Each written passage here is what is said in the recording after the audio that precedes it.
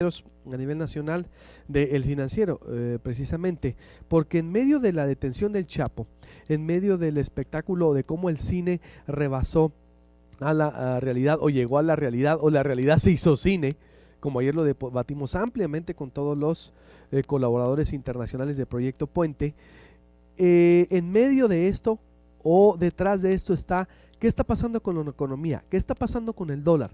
18 pesos casi como el euro incluso. Eduardo Torreblanca, buenos días. Me da gusto saludarte, Luis. Un feliz año otra vez. De nuevo, exactamente, lo mejor para ti. Gracias. Pues mira, lo del Chapo nada tiene que ver con la devaluación de la moneda mexicana.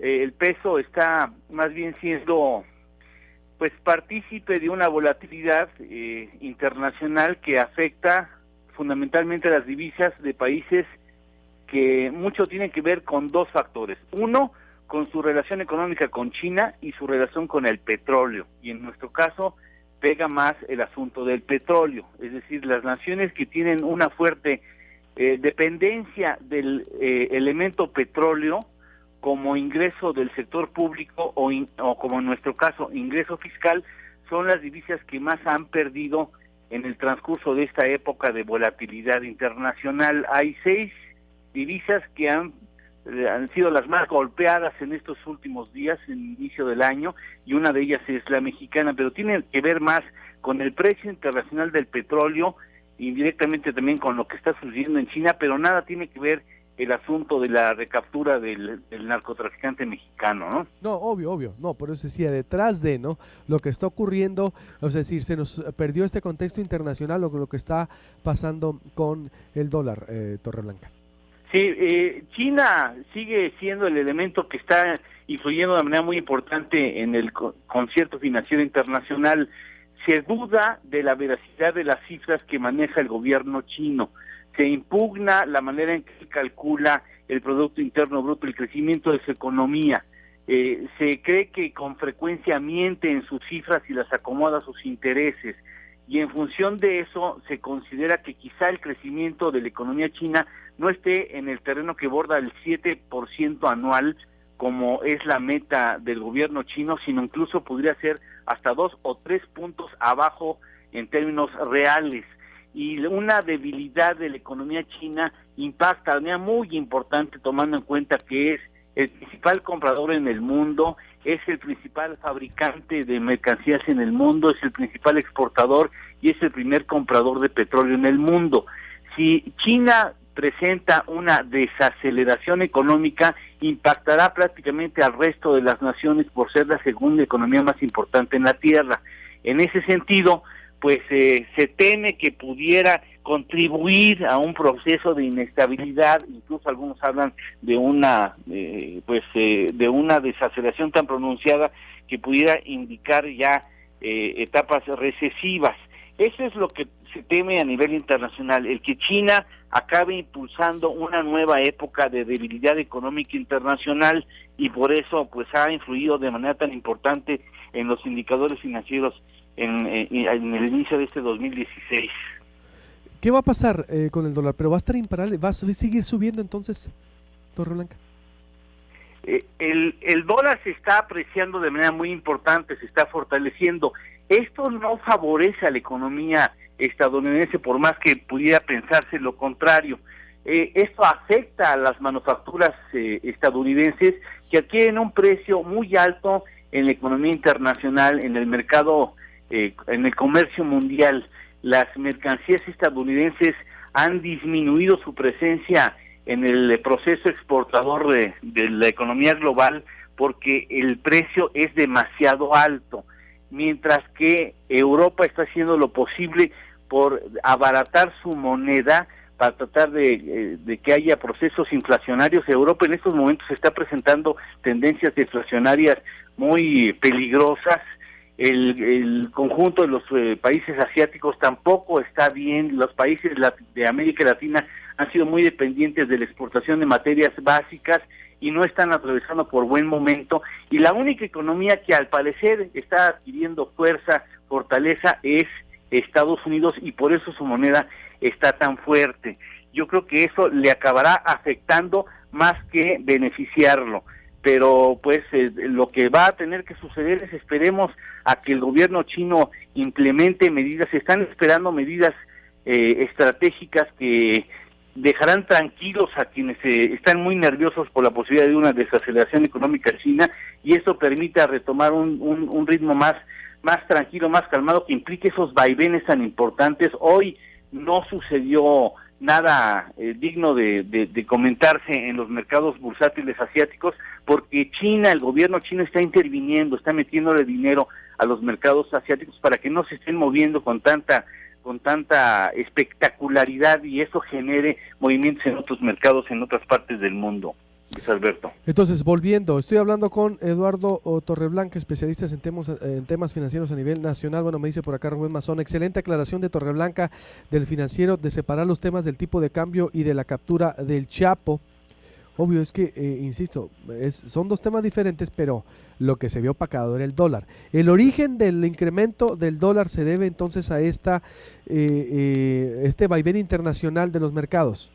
Sí, fundamentalmente por dos factores, lo repito porque es importante que los tengamos claro. Sí. Uno es la posible desaceleración de la economía china, y segundo, el efecto de la pérdida de valor del mercado petrolero. El mercado petrolero ya está sobreofertado en el mundo, es decir, hay más oferta de petróleo que demanda del petróleo, pero si China reduce su consumo petrolero, pues la sobreoferta crecería, amén de que en este año Irán habrá de incorporarse como exportador de petróleo, incluso ya está negociando contratos con descuentos en su petróleo, lo que podría implicar la garantía de que los precios se fueran por debajo de los $20.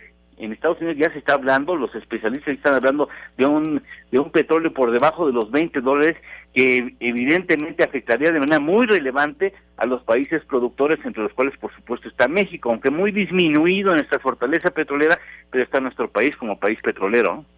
Bien, y te decía, ¿esto qué va a causar entonces en el año? Hay mucha expectativa, es decir, primero empezaron con el 15, que era muy, es decir, luego 16, 17, 18, te retomo. ¿Es un dólar imparable? Está cerca de terminar en la medida en que se aclare el asunto de China. No le convendrá a Estados Unidos mantener un dólar tan fuerte. Ya incluso se está hablando hoy, Nigeria habla de la posibilidad de que en febrero hubiera una reunión de los países de la OPEP, integrantes de la OPEP, para tratar de llegar a un acuerdo que evite que el petróleo siga bajando como lo ha venido haciendo. En la medida en que ese factor se recomponga y se aclare un poco el asunto de China, los mercados internacionales tratarán de estar lo más estables posible. De todas maneras, será un año difícil, ya lo habíamos anticipado, claro. Incluso en la primera colaboración del año, las cosas no van a ser fáciles en este año, porque en términos generales la economía mundial no va a crecer como debiera de hacerlo, ¿no? ¿Por qué motivo?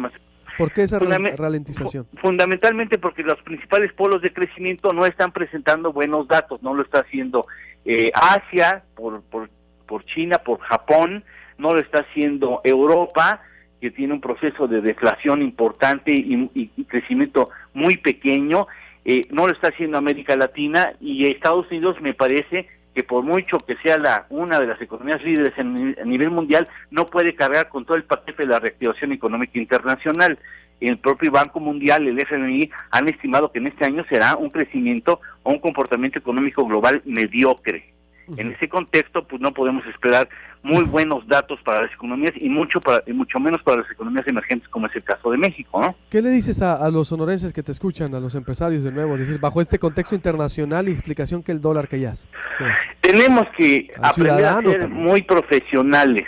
Tenemos que aprender a conocer a la perfección nuestras empresas y ver cuáles son las áreas de oportunidad para tratar de bajar nuestros precios, para hacer más eficientes nuestras mercancías, para incorporar elementos de innovación a nuestros productos o servicios.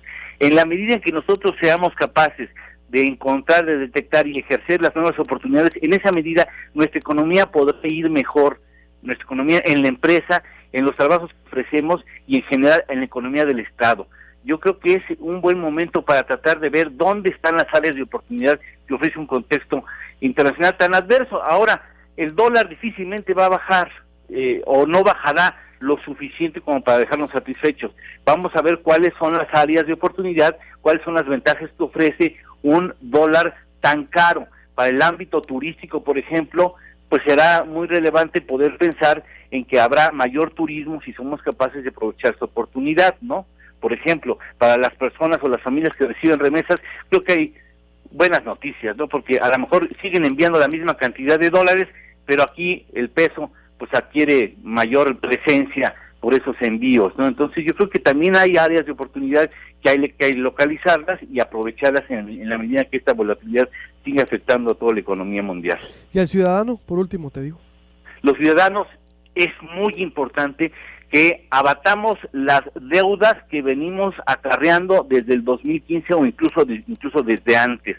Aquellas deudas que tienen tasas de interés variables son las primero que tenemos que atender, porque la tendencia en el año será que haya mayores tasas de interés. Tarjetas de crédito hay que abatirlas lo antes posible y tener mucha mesura en el consumo con esos instrumentos de pago. Creo que es lo fundamental. En la medida de lo posible, ahorrar. ¿Cómo se logra ahorrar? Es muy complicado, pero ¿cómo se logra ahorrar? Viendo en qué estoy gastando y qué puedo eliminar de esos gastos para propiciar un mejor uso de los recursos con que dispongo. Perfecto, como siempre, claro y contundente. Te agradezco mucho, Eduardo. Un abrazo. Igualmente, un abrazo. Eduardo Torreblanca, especialista en temas financieros a nivel nacional de El Financiero, desde la Ciudad de México. Corte y vuelvo con la mesa de análisis. Marilena Carrera, Nicolás Pineda, aquí en Proyecto Puente. Bueno, y Aquiles Fuentes también. Volvemos. Proyecto Puente regresa en breves instantes.